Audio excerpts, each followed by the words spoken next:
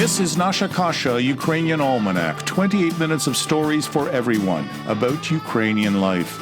Nasha Kasha is heard on 19 campus and community radio stations from Newfoundland to British Columbia.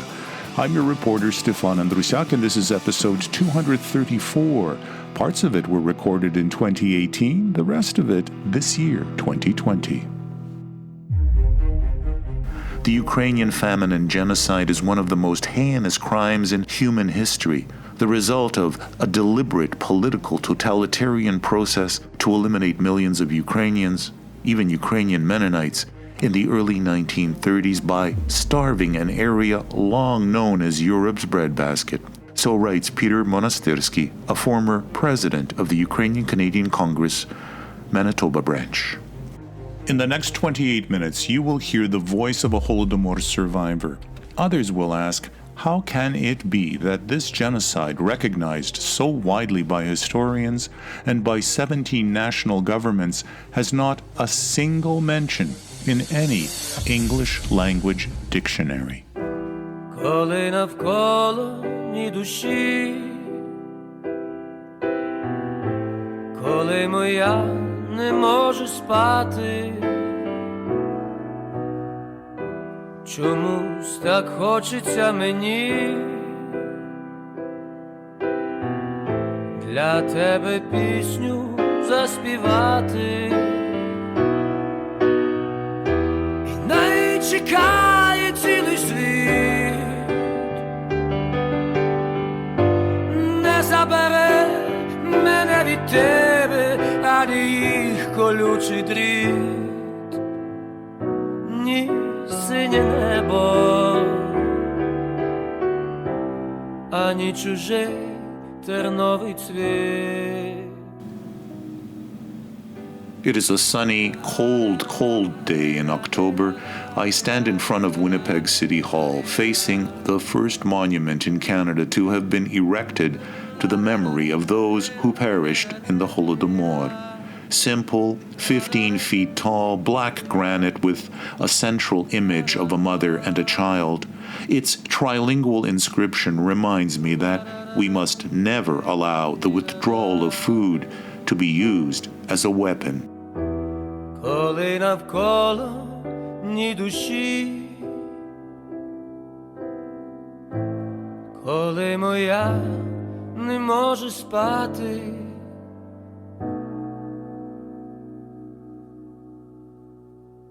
Hello, I'm Irka Balan from Winnipeg. I grew up in Winnipeg, and my parents came from Ukraine after the war. My sister and I were born here in the North End. My parents have both passed away, and my sister lives in Dallas. My mother was from Khersonshchina, a village called Kalanchak, and my father was from Sukashchina, from a village called Dobryachin. My mother, since she was from southern Ukraine, and she went through the Holodomor, a lot of the parents that my parents knew, the friends that they had, we the children didn't talk about it. Even when the monument was unveiled, the survivors were not acknowledged at that point because of the political situation in Ukraine. It was important to have the monument as a beginning of the awareness here in Winnipeg, because we had many survivors who had come to Winnipeg. It made a statement in 1984 for the entire community here in Winnipeg. What was the Holodomor? At that time, we called it was a holod. My parents would always say it was a holod. Holod is the Great Hunger. Right. Holodomor, a term later that was a recognized term, but in the beginning years, we called it a holod. What my parents told me, especially my mother, because she was the one who went through it, I think she was 6 or 7 years old. They had a family situation where they had land. They were from Kozacka Rodina. They had a vibrant community. All of a sudden, everything was taken away. My mother's mother was sent to Siberia, to Vorkuta. My Dido was shot because he wouldn't give up his land. We never did know where his grave was. And then I found out when I was in Ukraine, he was shot a few miles away, and probably somewhere in the woods he was buried. That's all we know about my Dido.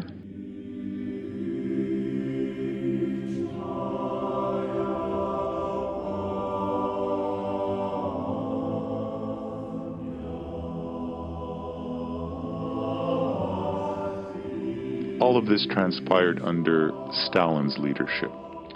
Yes, my babusia was in Vorkuta for 10 years, and my mother and her sisters were basically orphaned. Some of the family members took them in, but they wandered from house to house. My babusia came back to Kalanchak, but never back to the house, and the house was given to someone else to live in, and she was taken to a plantation, a cotton plantation. When you say she came back from a prisoner camp, Yes. And your babusia was your grandmother. Yes, she was reunited with the children, but they weren't allowed to come back to their original house. They had to live in another place, Chervony Mayak, which is on the Dnipro, in an old monastery. How many other Ukrainians at the time were acknowledged as having lived through the same kind of horror? We never acknowledged them publicly, all the many families. It wasn't something you talked about because you couldn't really, because of the political situation in Ukraine. Everyone was fearful of giving out too much information about their families in Ukraine, and so they refrained. Because a lot of the families also had, especially boys who were enlisted in the army, like my cousin was. They sort of denied it and didn't talk about it. Every time I visit that house where my mother grew up, the roof that is there, when she said that they had nothing to eat and they had to catch sparrows in their nests and boil them. These kind of images are so strong in my mind when I look at that house. I think that everyone who has a family member who went through the Holodomor should go back to Ukraine and visit their origins. We have all kinds of events. We work with the Jewish community to understand what they went through. We also understand how the other genocides, how their people went through these. It was a rude awakening for all of us to understand that all the genocides that have been recognized in their communities and how we are very similar in many ways. This is like a cause for the rest of my life.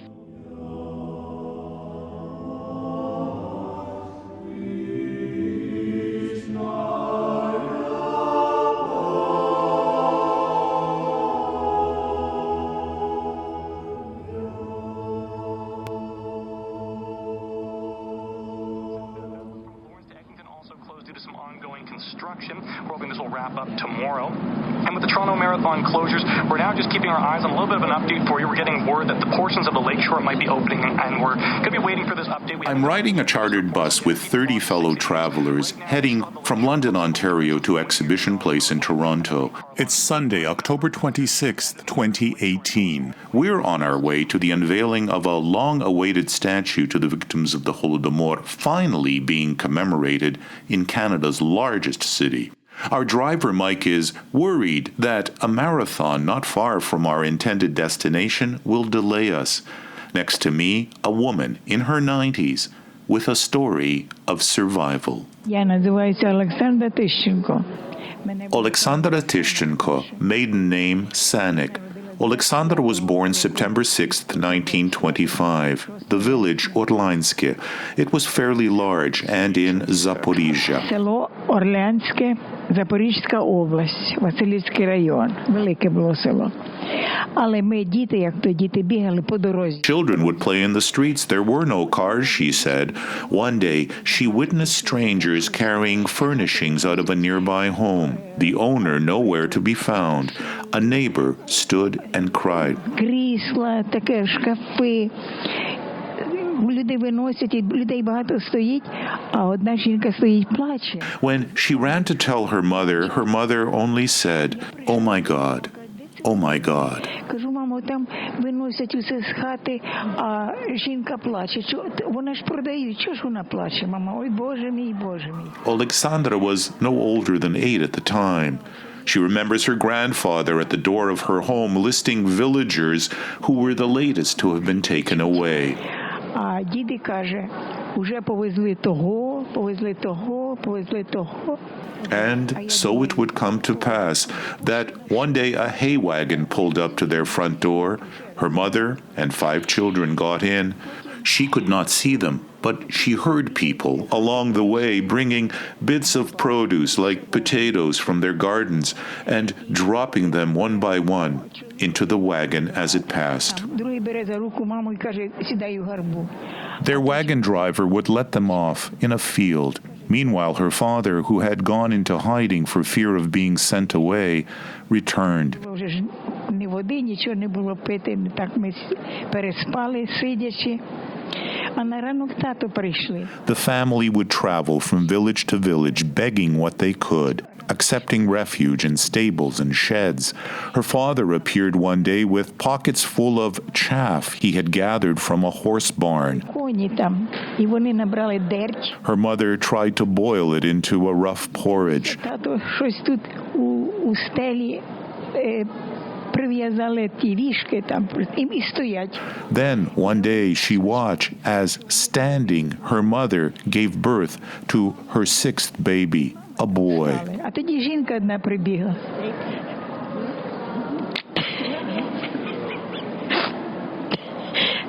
Стали.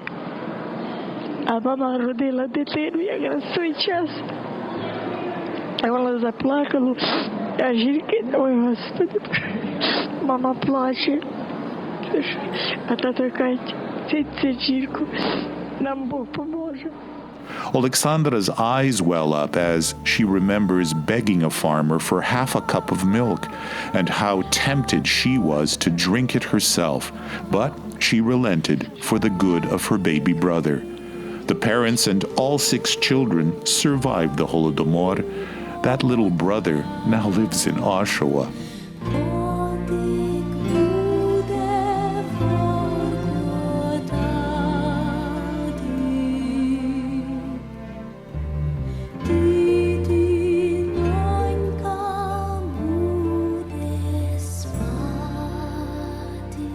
When she had finally made her way to London, Ontario, Alexandra was asked where she wanted to work.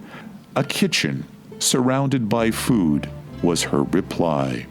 The bus arrives with plenty of time to spare, and we join as attendants at exhibition place swells well beyond 1,000. We did good coming here.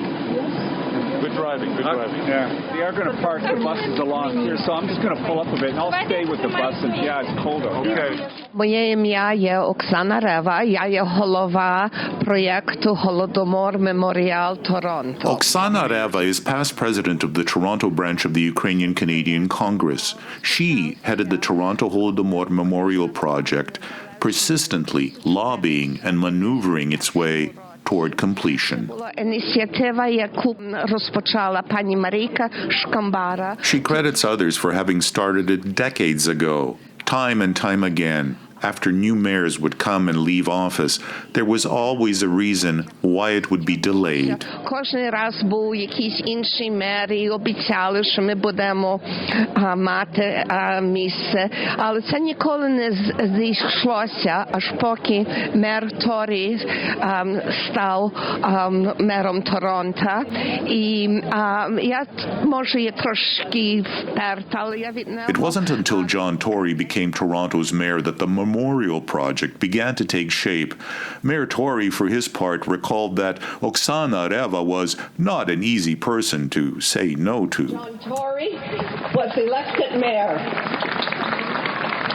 We have a phenomenal site, and with our great community support, we have built the Holodomor Memorial here in Toronto. Добрий день, слава Ісусу Христу, вічна я пам'ять. I am honored to be here today. Among the onlookers, having combined their trip here to Toronto with a trade show, was a delegation of 20, led by Ukraine's Deputy Prime Minister. Степан Кубів, голова меморіалу в Україні, перший віце-прем'єр України, Кабінету міністрів України.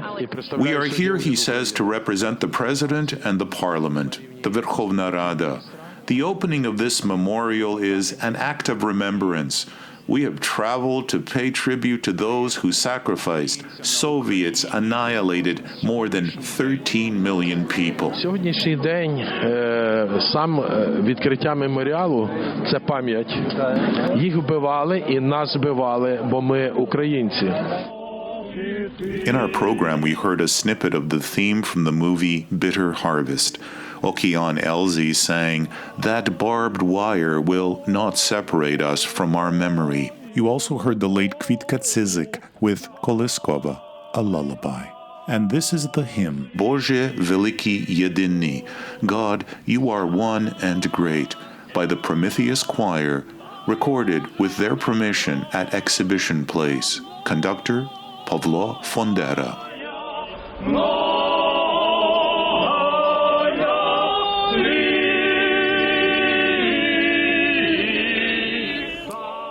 Hi, Stefan.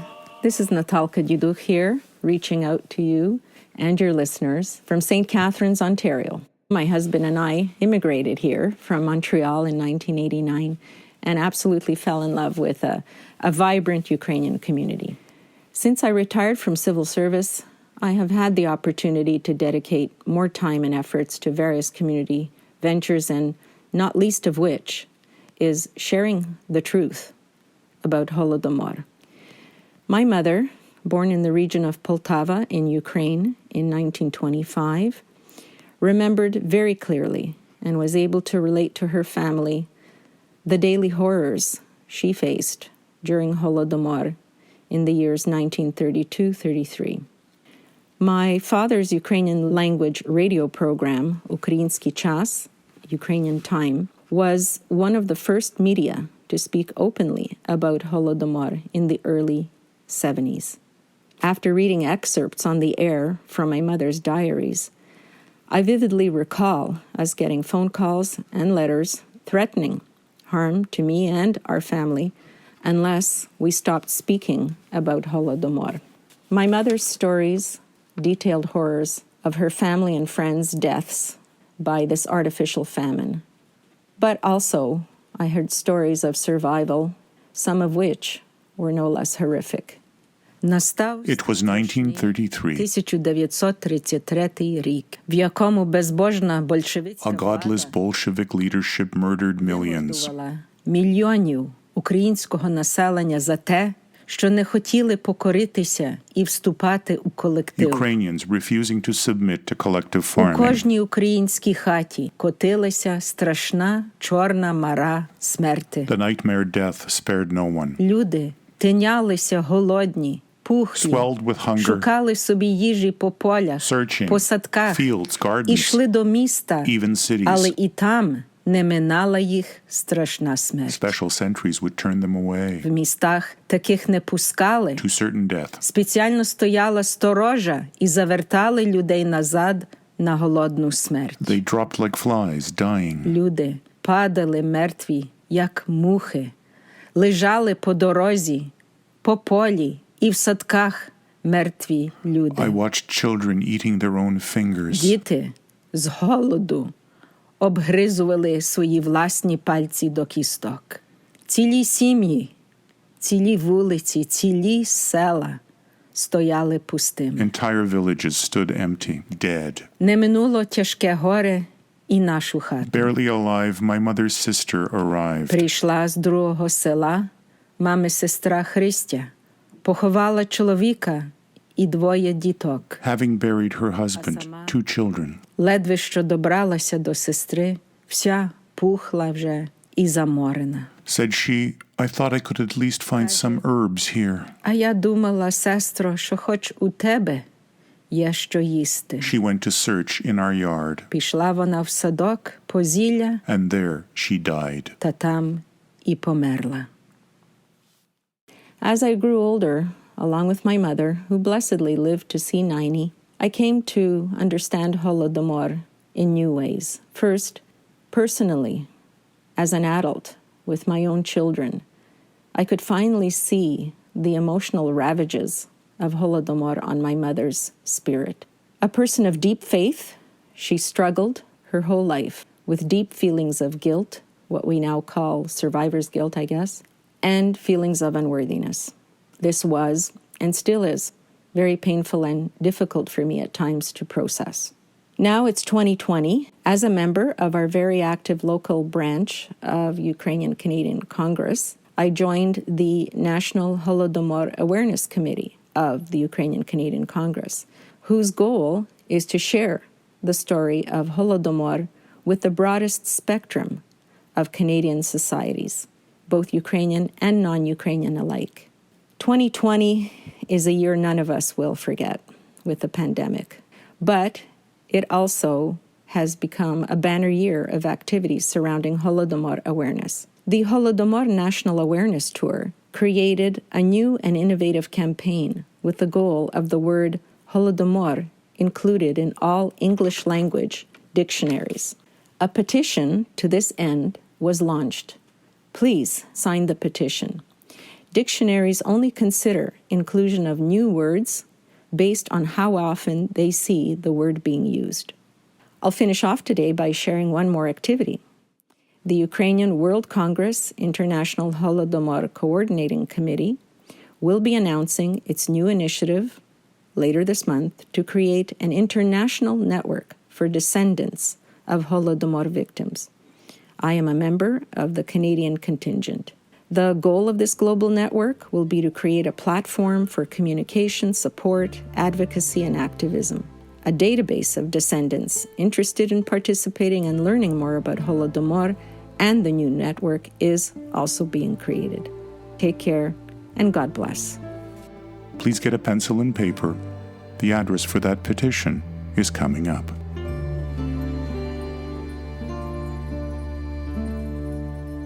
My name is Bogdan Onishchuk. I'm in Toronto, and I'm the chair of the Canada-Ukraine Foundation and also the Holodomor National Awareness Tour. We've been running the Holodomor bus across Canada for the last 5.5 years and have delivered about 1,500 classes, lessons to high school students in some 450 schools from Vancouver to Halifax, and over 40,000 students, high school students, have taken in the lessons, one of the 3 lessons that we have on the bus, which talk to Holodomor and its relevance to the world today. And a lot of the students would ask us after the lesson, as they were walking out, why have we not heard about Holodomor before? I didn't know such a word even existed.